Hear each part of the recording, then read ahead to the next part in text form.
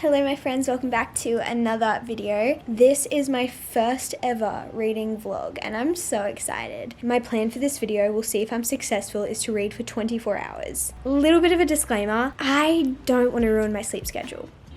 Is that lame? Maybe a little bit, but I really don't. So my plan is to either do two 12-hour segments, so 2 full days of reading, or maybe one 12-hour and then 2 6 hours. It's kind of hard because I still have work to do, and blocking out 12 hours of time is really limiting to the other parts of my life. I really don't know how people do readathons all the time. I'm like, don't you have stuff to be doing? But I wanted to have a go at filming one of these. Let me tell you which books I'm starting with, and then if I finish these, then I'll probably start on others, but I'm such a mood reader that I don't want to decide what I'm going to read now because I might not feel like that later on. So I want to start off with a fiction and a non-fiction. For my fiction read, I want to read Regretting You by Colleen Hoover. This one was actually sent to me by one of you guys from Sarah, so thank you so much, Sarah. I'm so excited to read this. If you guys follow me already, you guys know I love Colleen Hoover. I mean, I haven't got a unique perspective on that one, but I haven't read this one. I have no idea what it's about, but I'm excited to check it out and see what I think. I am yet to be disappointed by a Colleen Hoover novel. I don't think I've rated any less than 3 stars, and I think most of them have been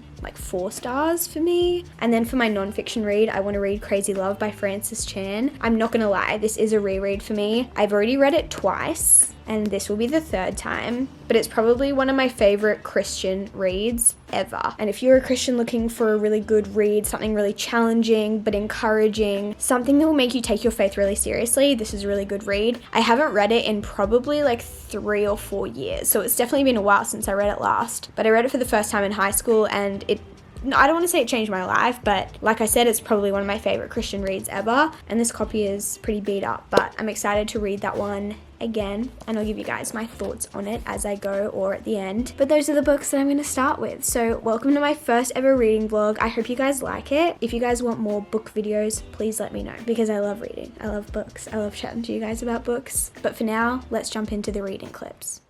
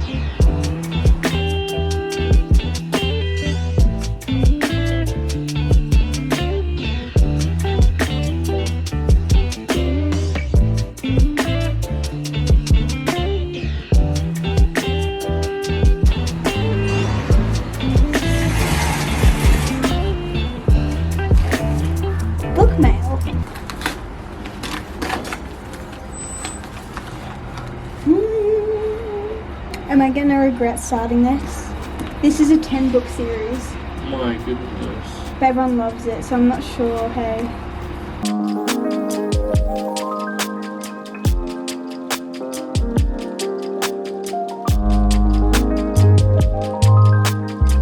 I thought I'd give you guys a little bit of an update. It is now 5:30 on Tuesday, which is our first day of reading. I really thought that I would get 12 hours of reading in today, or at least have 12 hours that I could read during. I don't think I could read for 12 hours straight, but I ended up having to do a lot more work and errands and other things that I didn't originally plan for. So I only started reading at around lunchtime today. So I might end up adding another half day on to my originally scheduled 2 days, but we'll see how we go. I'm only a little bit of the way into this one. I'm 64 pages into this one, and I mean, I'm loving it. So good. And this one, I'm almost halfway through. I just got to 150 pages and I need to stop because it's time to cook dinner, but I'm definitely hooked. I feel like Colleen Hoover knows exactly how to get you addicted to her books. I genuinely don't know how she does it, but every time I read a Colleen Hoover book, I'm like, I just need to read it right now. All I want to do right now is read. And every time I'm not reading, I'm thinking about what the characters are doing and what's going to happen next. And before starting this book, I didn't think this would be one of my favorite Colleen Hoover books at all. I haven't really heard a lot about it, but I'm starting to think that this might be a 5-star read. but I'll keep you guys updated. If you haven't heard about what this book is about, it's a dual perspective, but it's actually not between like two love interests. You get a mother's point of view and her daughter's point of view. And the daughter is 16 going on 17, and the mum was a teenage mum, so she's like 34. They're both dealing with a lot of grief because they had a tragedy happen. It actually says on the back of the book, so even if I told you what the tragedy was, it wouldn't be ruining it, but they're both just dealing with it, and the book just goes through what they're both going through, and it's so interesting, and I just want to keep reading and reading and reading. So I'm definitely going to continue this later tonight, but for now it's time to cook dinner.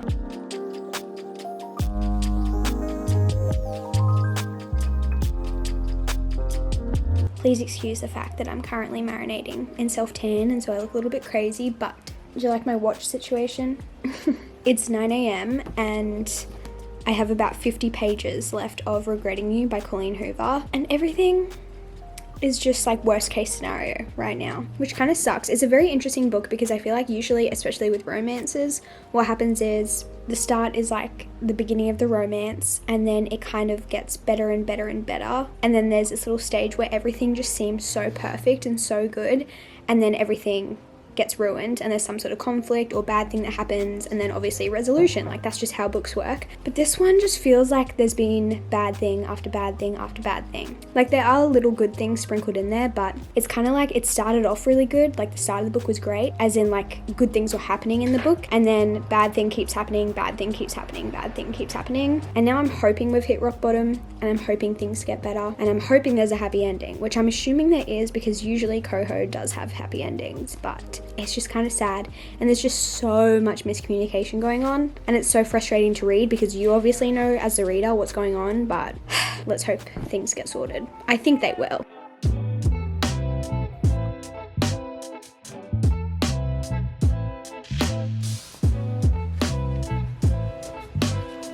All done. You finished? Yeah. Okay. I finally showered off my tan and got ready for the day. I have about 15 minutes till I need to leave to go have lunch with my mum, but I wanted to give you guys my thoughts on Regretting You by Colleen Hoover because I finished it just before, which you guys saw. So I'll have to pick out another fiction before I leave. I'm thinking after I go have lunch with my mum, I might go to a park or something and read in the sun for a while because that's just like one of my favorite things to do, but we'll see how we go. Back to this. I don't know what to rate it. Maybe like a 4 out of 5. Yeah, I think a 4 out of 5. It was really, really, really good. I really enjoyed it. I don't think it's my favorite Colleen Hoover book of all time, but I still thoroughly enjoyed it and would definitely recommend. My only non-spoiler criticisms would probably be because you have that dual perspective between mother and daughter, and although they're dealing with some of the same situations, they do still have their own storylines and their own kind of plot that they are experiencing. I do feel like the book maybe needed to be a little bit longer to get a little bit more insight into each of those perspectives for it to have as much depth, I guess, as another book probably would of this length. It's about 350 pages, so it's a decent length, but normally you'd only have like one person story or like two people who are love interests who are going through the same story in this sort of size of a book. And I think that dual perspective between mother and daughter is the reason why I didn't connect as much as some of the other books by Colleen Hoover, because the actual story was very good and the ending was very, very good. I really liked it. There was one thing I didn't like, but I'm going to talk about that in a second. But yeah, it was just a really good book. I am going to talk spoilers for like a really short amount of time, so if you don't want to hear that, just skip to this time, which I'll put on the screen so you don't have to hear about that. But for those of you who have read it, I'm going to talk spoilers. Or for those of you who aren't going to ever read it. My biggest thing that I can't stop thinking about is why did she not read the frickin' letters? Like, why? I feel like although they assumed what happened between Jenny and Chris, and I'm assuming they were right, there's still no closure on that situation. I know that her not opening the letters was kind of her form of closure because she's like, I don't need to know what happened because obviously everything turned out fine or whatever, but like I want to know what happened. Like I want to know how long it was going on and when it started and like why it happened, because part of me is like, maybe Chris did get Jenny pregnant And then Jenny chose to kind of involve Jonah, because if she brought Jonah back into just like their lives and back into the situation, because she probably knew he would like man up and marry her and stuff, then Jonah would be back in the situation, and she probably could see the connection between Jonah and Morgan like way back. So maybe Chris and her kind of thought, maybe if we bring Jonah back into the situation, we can kind of keep our thing going and they can fall in love and like everyone ends up happy ever after. Do you know what I mean? Does that make any sense? Because surely Jenny and Chris wouldn't have been sneaking around if it was simply just sneaking around. Like, it had to mean something, I think, since it was like her sister and her husband of like 17 years or whatever. Like, surely they were actually emotionally involved with each other. It wasn't just some random like sexual affair. And so if they were actually in love with each other, bringing Jonah back into the situation would hopefully help kind of start something between Jonah and Morgan, because obviously they like couldn't keep away from each other. That's why Jonah moved away. And although it still probably would have been so messy, they probably could have maintained some sort of level of family. Like, imagine if that was Jenny's plan. Do you know what I mean? Does that make any sense? I hope it does. But I just needed to know what those letters said, and the fact that they didn't include that, I'm like, are you joking? Are you joking? But apart from that, I think I really liked it. I haven't heard anyone else's thoughts on this, so please either DM me or comment on this video. Tell me your thoughts on this book, whether you liked it, whether you didn't, what you did like, what you didn't like. I would love to know. I think my favorite part was definitely the end when he had the little promposal video and he'd taken all those little snippets that she didn't know about before they even started dating. Like that is just the cutest thing ever, especially as someone who like films their life and carries a camera around with them everywhere and loves to film little things like that. I was like, I would die if someone did that to me. Do you know what I mean? Like, it's so cute. Especially the little snippet where he was talking to the camera and was like, Clara, you just drove past me. If you turn around at the end of the hill, I'm gonna break up with my girlfriend. I'm gonna take it as a sign and I'm gonna like try and initiate something with you, but if you don't turn around, I'm gonna take it as a sign to like never sort of make the effort. And she turned around. Oh my gosh. Anyway, I think those are all the thoughts I have to share about this, but I need to go pick out another book from my bookcase to read. I think I have an idea of which one I want to read, so let's go pick one out. So these are my books that I own that I haven't read yet, and I think I want to go for a bit of a mystery thriller kind of vibe. This one looks pretty short too. Let's have a look. Yeah, this might be... Oh, I thrifted this. Someone left, I don't know, is that a parking ticket? I have no idea. Anyway, it's just under 300 pages, so this might be the next one.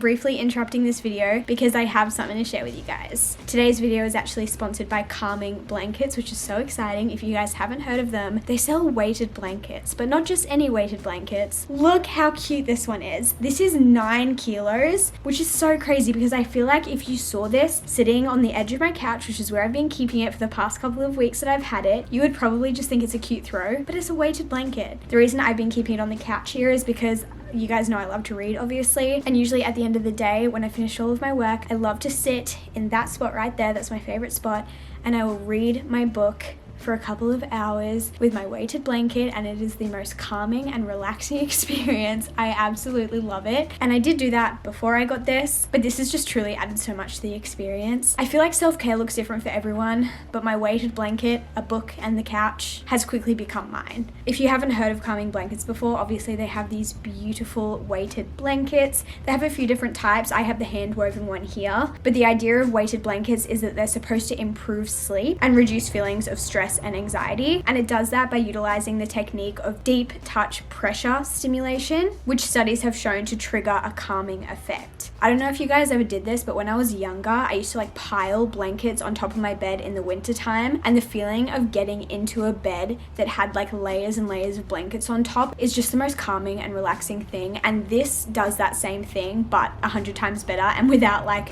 10 different blankets to give that effect. So I honestly love this. I love the look. I love the feel. I think it's just the perfect addition to our lounge room. And again, like I said, self-care looks different for everyone, but I feel like this is what mine looks like. They've also been kind enough to give me a discount code for you guys, so you can actually save $115 off your own blanket with the code Rachel. So I'll make sure I leave all of their links down below, as well as the exact name to the one that I have if you would particularly like that one. But like I said, they have a few others as well. Different weights, different colors, different sizes, stuff like that. But now I'll let you guys get back to the rest of the vlog. Hey guys, I'm just cooking dinner, but I thought now would be a good time to give you a little update. So obviously I went to the park and I read for a little bit. I was just reading Crazy Love, and I think I got up to the halfway point, which honestly isn't that much, but I'll probably continue reading a little bit more after dinner tonight. But the main reason I wanted to chat to you guys was because I did start an audiobook when I started this readathon. It's called Tools of Engagement by Tessa Bailey. I've heard quite a bit of hype about it and thought it would be a fun audiobook to listen to while I do this little readathon. But I think I may have DNF'd it because I'm just so uninterested in it. I've tried a bunch of times to listen to it. I'm only like an hour and a half of the way through, which is really not that far. So I feel like I probably shouldn't be DNFing it this early, but I don't enjoy it. I do not look forward to listening to it. Sorry, my card got full. What I was saying was, when I am listening to it, I'm kind of bored. I just feel like it's not my humor. It's a rom-com, but it's just literally full of innuendos, and that's just not my thing. Like, the guy literally says he was only attracted to the girl at the start because he literally wants to get in bed with her, and I'm like, give me some actual romance. Don't give me any of that. And I'm sure it'll end up like, oh, I originally just wanted to get in bed with you, but then I fell in love with you, and it ends up being really cute, but I just don't, no. But if you guys have read it or listened to the audiobook and you do think it's worth it and you want me to stick it out, let me know. Let me know if you did end up enjoying it. But I just don't think that humor is my humor. Just all the sexual jokes and stuff, I'm just kind of like, I want emotional depth and you're not giving it to me. So at this stage, I think I've DNF'd it. I also haven't started the Sally Hepworth mother-in-law book yet, but I might also start that tonight. But I'll keep you guys updated. I'm gonna get back to cooking. Hey guys, happy Thursday. It's 1:30. I just finished filming my content for the day. I don't know why I have the inability to clean while I film, but apparently it's just not an option for me. This area isn't that bad. I just have a pile of books that need to go away, but they have to be put back in order, which is kind of annoying. But then we just have a random pair of shorts here. And then here's the real kicker. I also haven't eaten lunch yet. But I also found this TikTok that I want Liam to do with me, and I don't think he will want to. Like, isn't that kind of fun? Hey Lee, do you want to try something with me? Do you want to try something with me? Did you want to try that? Yeah. Do you reckon we can do it? I feel like you've got the harder job. Do you want to try? Yeah. Right now? We can do it. Yeah. Okay. So I hold onto your arms, and you bring... Oh, yeah, okay. Bring your legs up. And then put them onto my... Okay, yep. You need to push off, but I'll lean back as well, okay? Okay. But you need to push off, Okay. not... Yeah. I'll try. Okay, wait. Wait, put them like up here. I can't like... Do you want to switch? Switch? Yeah. No. How do they do it? I think it's really my fault, but it's just not happening. Then you would have to like bring your head under and around quickly. She like curls right up into a little ball. I wasn't doing that, was I? I don't know if it's gonna work. Yep. See,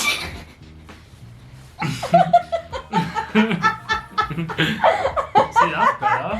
I feel like it's like the reject shot version of that. Did you want to try again? Yeah. I don't know if I'll be able to straighten my legs though, to be fair.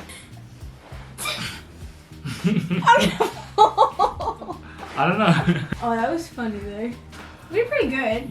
So you know how yesterday I said I was going to start The Mother-in-Law by Sally Hepworth? I left it in the car and I was honestly just too lazy to go and get it. So I decided to pick up another book because apparently I'm still too lazy to go and get it. This is The Perfect Family by Robyn Harding. This one was actually gifted to me from my Amazon wish list from Danielle, so thank you so much, Danielle. This is also like, I'm assuming, a mystery thriller. I've read one other book by this author and I loved it. It was called The Arrangement. You can literally find it at Kmart. It was one of the first books that I picked up when I got back into reading like last year. It was all about like sugar daddies and stuff. So interesting, honestly. But yeah, I put this on my wish list because I love that one and I wanted to see if her other books are just as good. And today I honestly have not done a lot of reading. I've read for like maybe 30 minutes. I just have had a busy day. I've been getting some other work stuff done, but I've already read this is not that many pages. I'm making it sound like I've already read like 100 pages. No, I've read like 37 pages. I'm up to page 37. But I've read that in like no time at all and it's already so good. Starting this made me realize how much I need to get back into like my thrillers and mysteries because they just get you hooked. So far, this book is about a family, obviously, as you may have guessed. We have a mum and a dad, pretty like stock standard white picket fence kind of vibe. And then they have a son who's in college and a daughter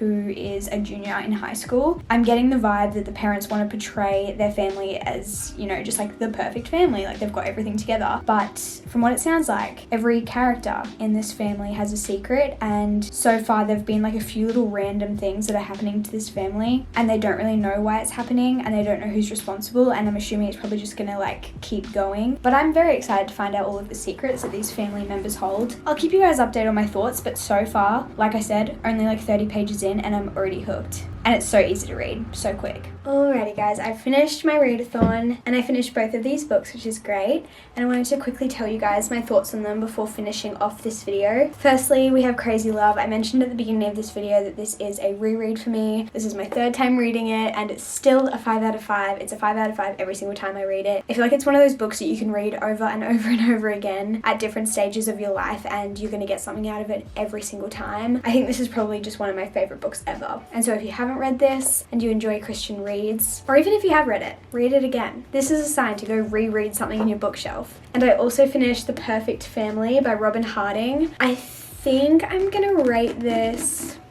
a 3.5 out of 5. Honestly, while I was reading it, I really enjoyed it. Like while I was reading it, I was like, I just want to know what's going to happen. I was really hooked. I read it very, very quickly. I feel like it's a really quick read, really easy read. It really held my attention the whole time. My only criticisms are probably one, it is kind of forgettable. I'm filming this clip a few days after finishing this and I'm already like, what even happened in that book? Because I feel like the problem with suburban thriller mystery situations is they need to have some kind of level of uniqueness. I don't know what the right word for that is. And although I was so interested in this while I was reading it, it's just not one of those books that I think I'm going to remember for a really long time because there was nothing that really stood out to me. There are some books that stick in my mind for ages because they were just either really shocking or I really connected with the characters or something like that. And this just wasn't one of those things. But in saying that, if you're just looking for a good thriller mystery read to read on a holiday or just, I don't know, as a bit of escapism, I think this is a really good read. So I don't want you to go away and think this is not good because it is, but I just don't think it's like at the top of my list. Like when people ask me for thriller mysteries to read, I'd probably say The Woman in the Window, The Guest List, The Silent Patient, stuff like that. And this one, although it's good,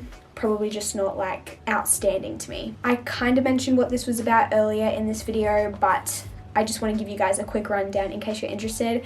Basically, we have a family. We have a husband and a wife, a daughter and son. The daughter and son are like college and high school age, so they're like older teens. And it's the very stereotypical American dream. The mother and father are very image focused, so they drive nice cars and they have a beautiful house, but mostly so that they look put together. But each of the family members has a secret and you get to hear the story from all 4 of their perspectives, which is so good. And basically what happens is their home starts getting attacked. So it starts off really simple and really harmless.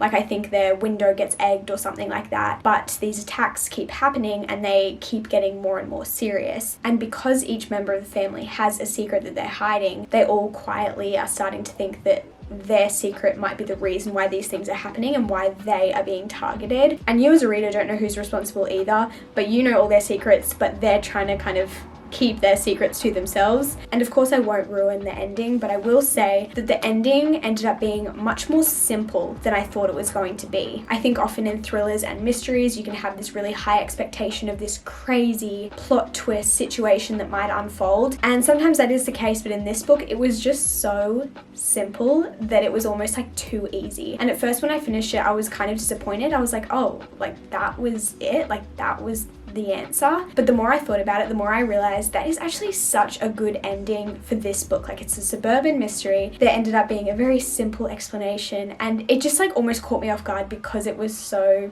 simple, and I actually kind of love that. So again, wasn't my favorite book ever, but I still do really recommend it, especially if you read a lot of thrillers or mysteries. I think you'll get through this super fast. And if you guys have read this, let me know your thoughts down below or DM me or whatever, because I would love to hear your thoughts as always. I'm gonna end this video here. Thank you guys so much for watching. Thank you so much for watching till the end if you did, and I will see you guys in my next video very soon. Goodbye.